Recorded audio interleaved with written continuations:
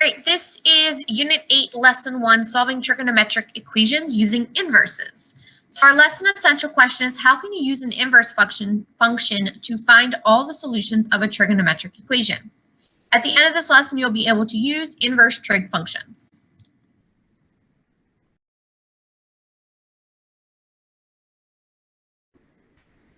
All right, example 1.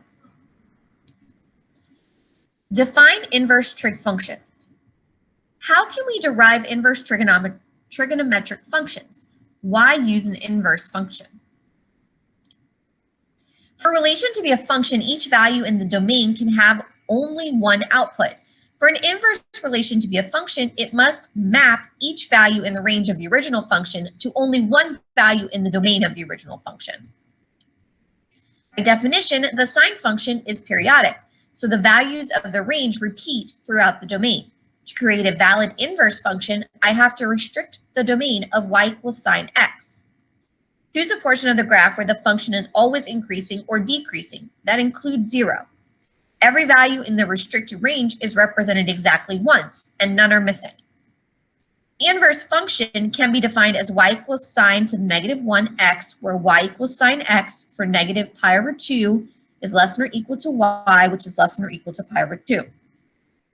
Given an angle, the sine function outputs the y coordinate where the terminal side of the angle is standard position intersects the unit circle.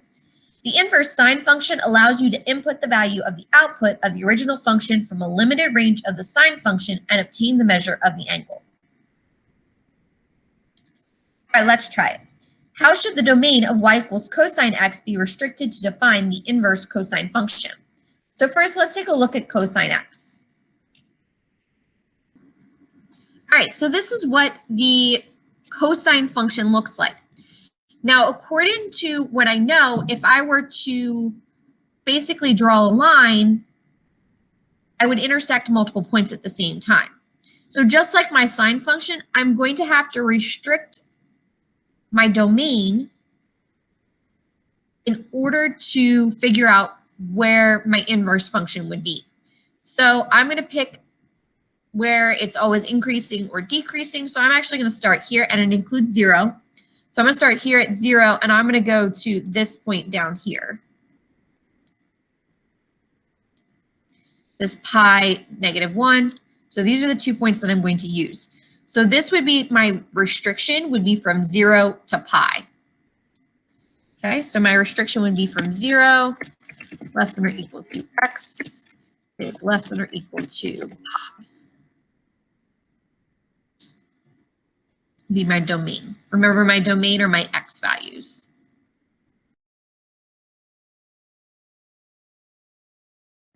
Concept, inverse trigonometric functions. So the inverse of sine is y equals sine of the negative 1x, where my domain is from negative 1 to 1.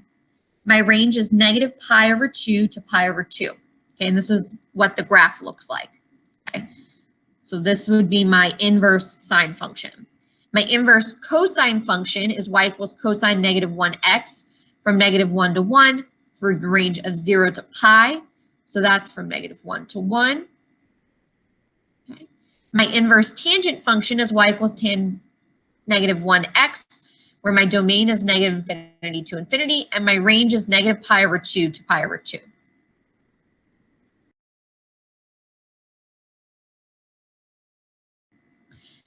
Example 2, evaluate inverse trigonometric functions. What is sine of negative 1, 1/2? So unit circle is going to be your best friend. Okay, so this unit circle will be your best friend. Okay, best friend unit circle. Make sure you have this on hand. Okay, if you don't remember where it is in Google Classroom.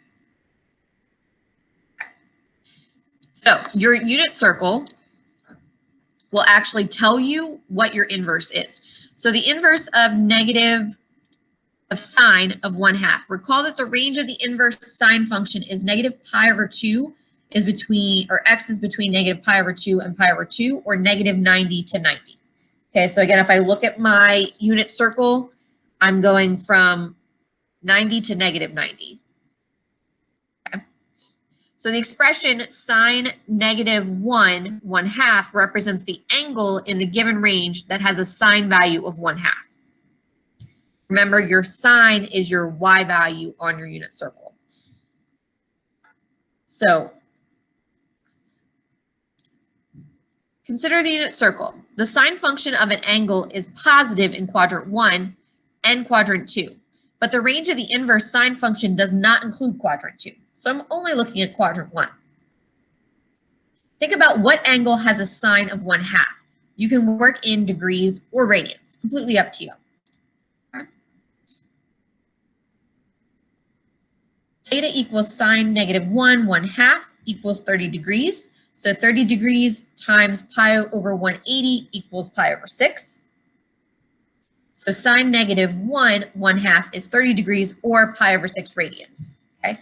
I can also look at my unit circle.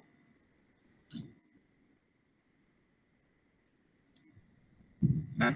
So if I look at my unit circle, here is where it says 1/2 of sine. It says pi over 6 or 30 degrees. All right, so let's try it. What is the inverse cosine of square root of 2 over 2? So again, I'm going to look for my cosine in my unit circle. So again, if I'm looking at my unit circle, it asked me for the inverse of cosine of square root of 2 over 2. Well, cosine is my x value, so square root of 2 over 2 is right here in the pi over 4. So that means it's going to be pi over 4 or 45 degrees. 45 or pi over 4. Same thing for tangent. Tangent of the inverse tangent of negative square root of 3. Okay, so this one's actually a little bit trickier because I don't actually have tangent on my unit circle. So I'm looking at my unit circle. Remember that your unit circle is, your tangent is your sine over your cosine. So I want to know what sine over cosine will get me negative square root of 3 over 3. In this case, it's going to be this way. It's negative. It'll still be this way because remember, I'm still dealing with this. So it's actually going to be negative pi over 3 over 60. Because if I do square root of 3 over 2 over 1/2, that would actually give me the square root of 3, and it's negative. So it's going to give me negative pi over 3 or negative 60. Negative 60 degrees.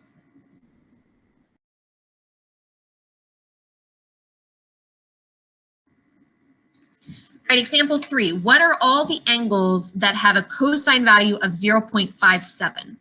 So I want to write the inverse cosine function, cosine of -1, 0.57 equals theta.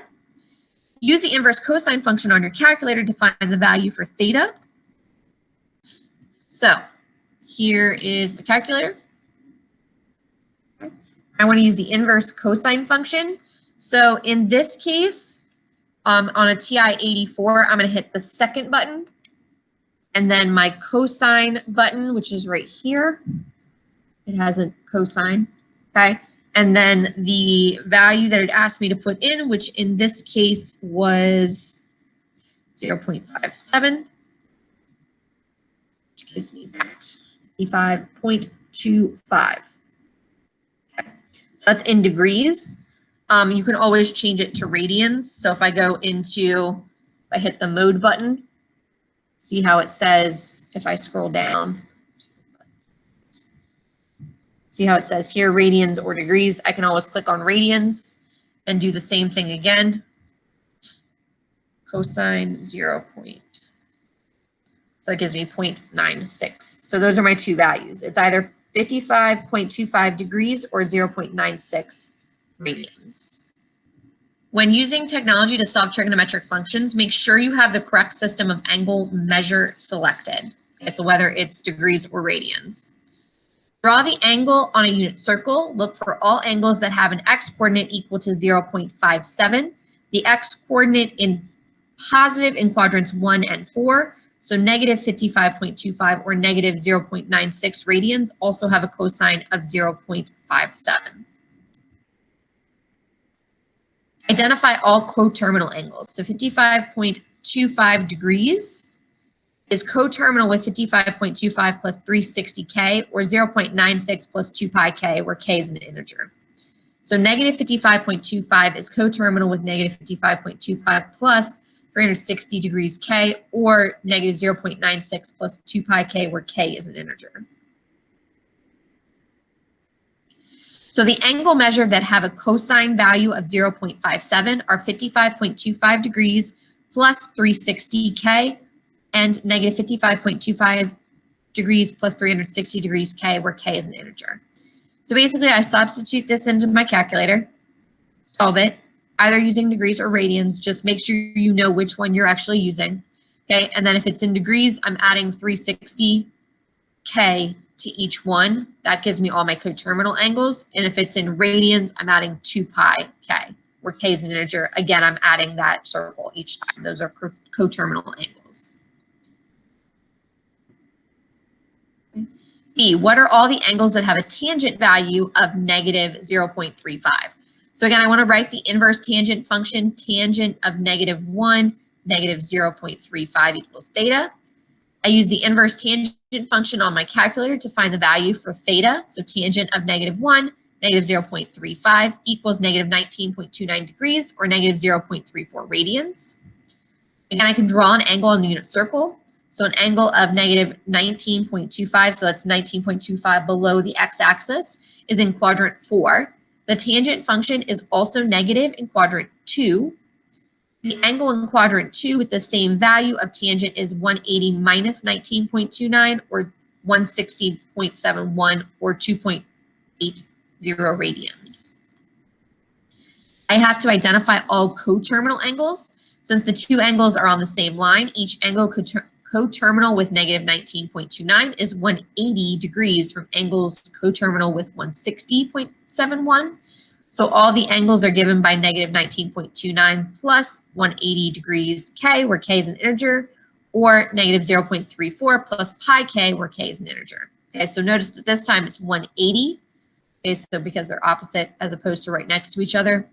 So it's only halfway around the circle as opposed to the entire way around the circle.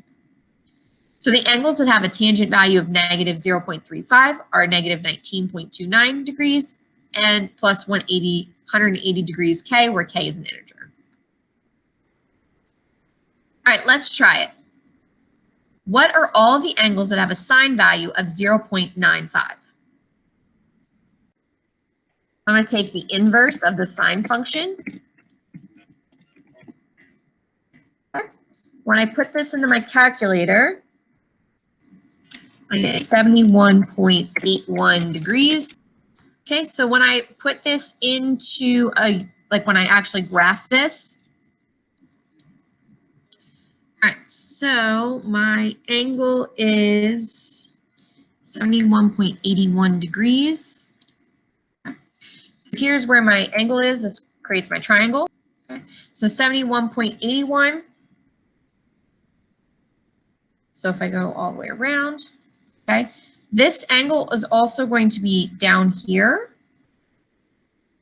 So I'm looking at, so I have 108.2 is also, because I have 0.95, remember that's the value of sine when y is positive. That's the value they gave me. So they gave me a sine value of 0.95. So I'm looking at quadrant 1 and quadrant 2. That's where my sine values are positive. So the first one I found was the inverse sine of 0.95, which gave me the 71.8.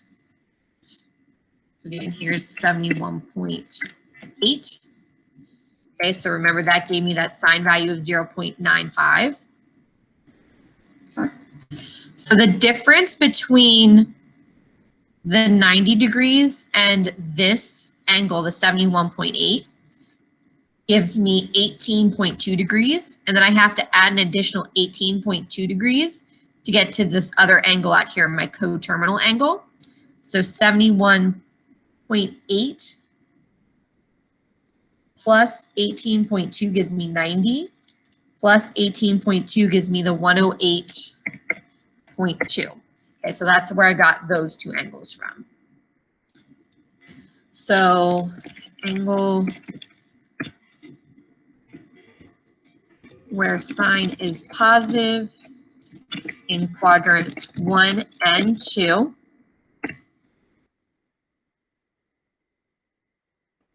To find the angle in quadrant 2, I subtract 90 minus 71.8, or do 2 a 10th instead of the hundredths. Okay, which gives me 18.2. And add 18.2 to 90 to get the angle in quadrant 2. So it'll be 71.8 degrees and 108.2 degrees. So when I write this, remember that I need to, because they're in degrees, so 71.8 plus 360K and 108.2 plus 360K, where K is an integer. Okay, so let's try for B. What are all the angles that have a cosine value of 0.54? Okay, so cosine, so I want to take cosine of the inverse of cosine of 0.54 equals theta. Okay, so the inverse cosine of 0.54 is 57.3. So theta equals 57.3. So I want to go ahead and graph that. I'm looking for a cosine value, which is my x value. So I have 57.3 is right here. So here my cosine value is 0.54, which is what I was looking for. So in order to have a positive cosine value, I need to find something in quadrant 1 and in quadrant 4. Okay. So from here to my x-axis, that's 57.3. I can just go negative 57.3 and I'll get the same point. Okay. Same distance. So they're coterminal. So my two numbers are going to be 57.3 and negative 57.3. Angles in quadrant 1 and quadrant 4. I have 57.3 plus 360K and negative 57.3 plus 360K, where K is an integer.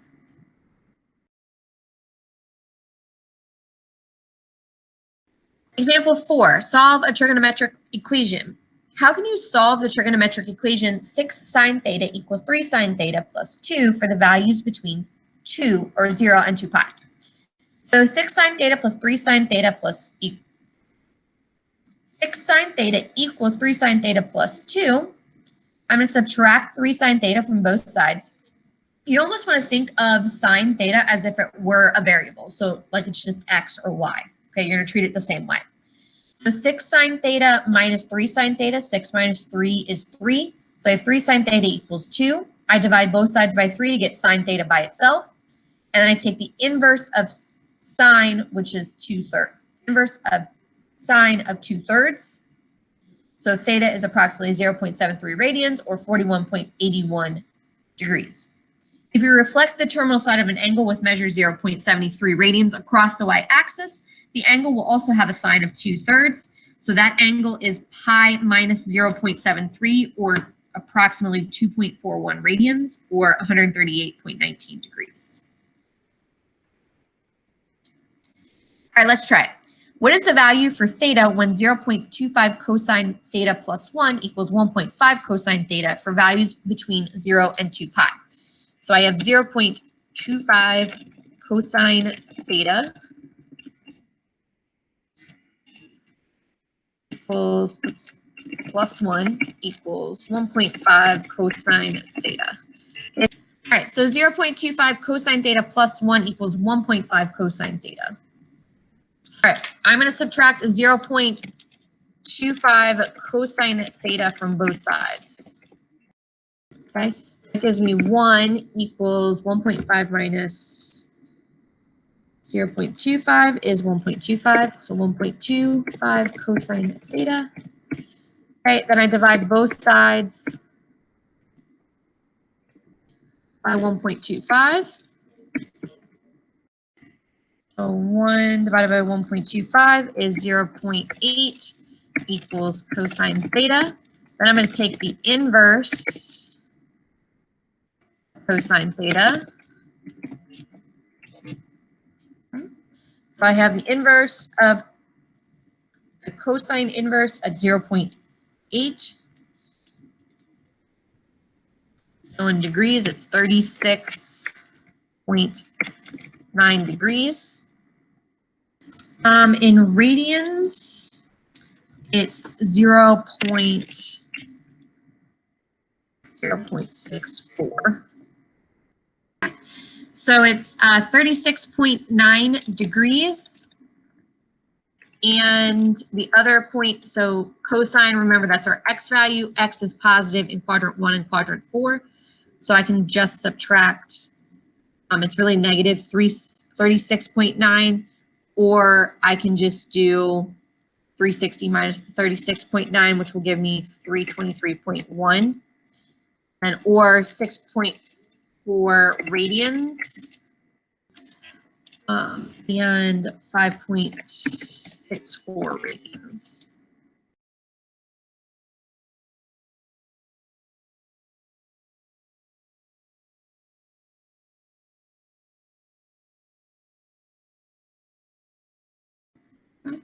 For B, what is the value for theta when 3 tangent theta minus 4 equals tangent theta for values between 0 and pi?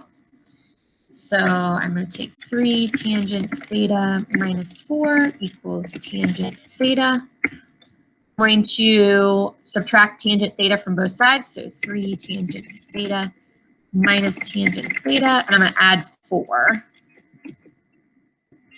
So tangent theta minus tangent theta equals 4.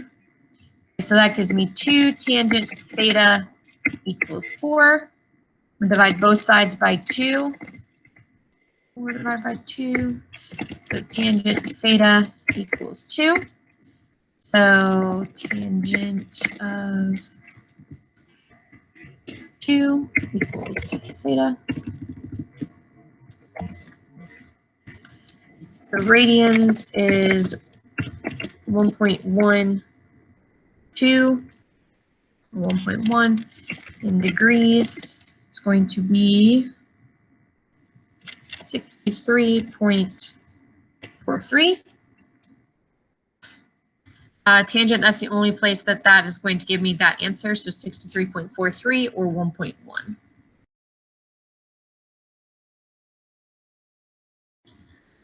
In example 5, use a trigonometric model. The average monthly temperature in New Zealand is modeled by the function t equals 4 cosine pi x over 6 plus 14, where t is the temperature in Celsius and x is the month, with the beginning of January being 1. In what months will the average temperature be less than 15 degrees Celsius?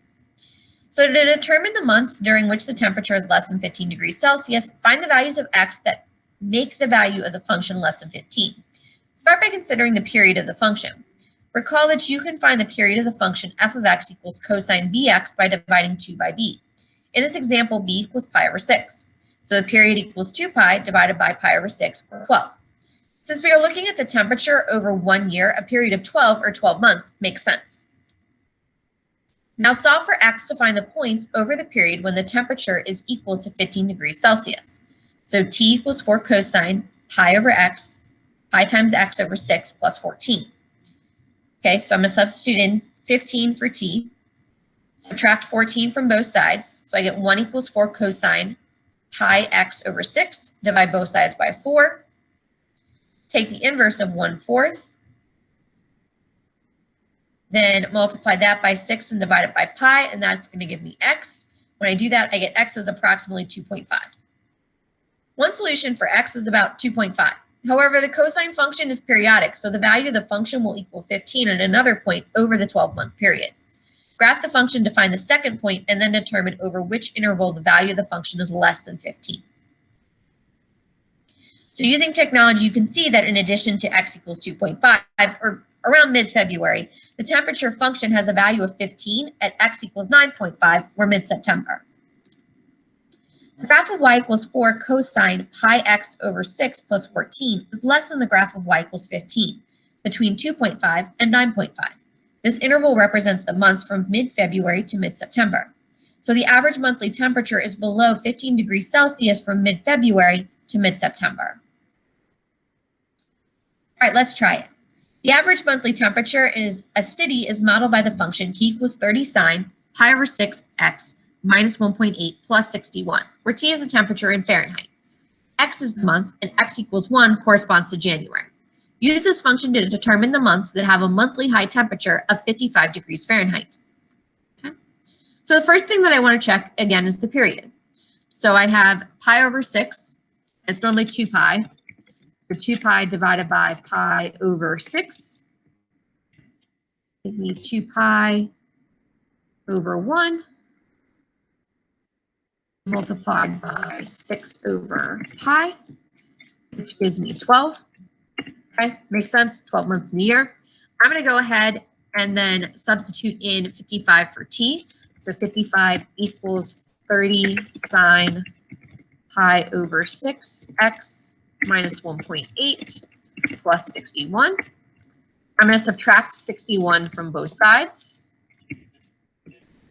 Okay, so if 61, 6, negative 6 equals 30 sine pi over 6x minus 1.8.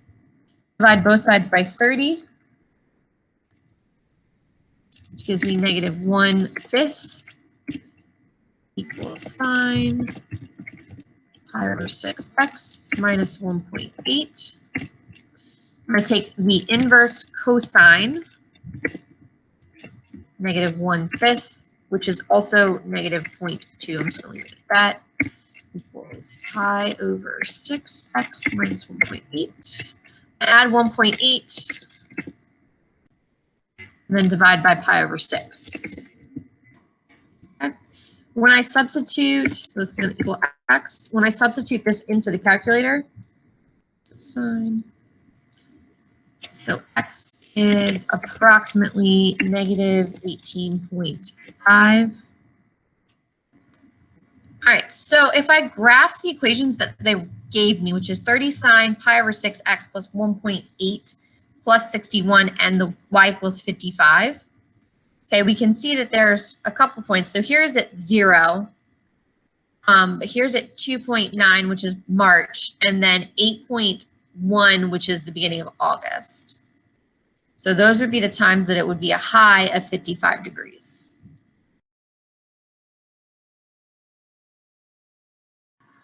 Concept summary: inverse trigonometric functions. So our inverse sine, inverse cosine, and inverse tangent functions can be seen as these: the y equals sine to the negative 1x, y equals cosine to the negative 1x, and y equals tangent to the negative 1x. Both the inverse sine and the inverse cosine have a domain of negative 1 to 1, while the inverse tangent has a domain of negative infinity to infinity. The range for inverse sine is negative pi over 2 to pi over 2. The inverse cosine is 0 to pi, and the inverse tangent is negative pi over 2 to pi over 2. Notice the difference in the inverse sine and the inverse tangents. The sine includes the negative pi over 2 and pi over 2, while the inverse tangent does not. Remember that these make the tangent undefined. So that's where the inverse tangent, that's why that range is in parentheses as opposed to brackets. And then here are the graphs. And that is the end of Unit 8, Lesson 1.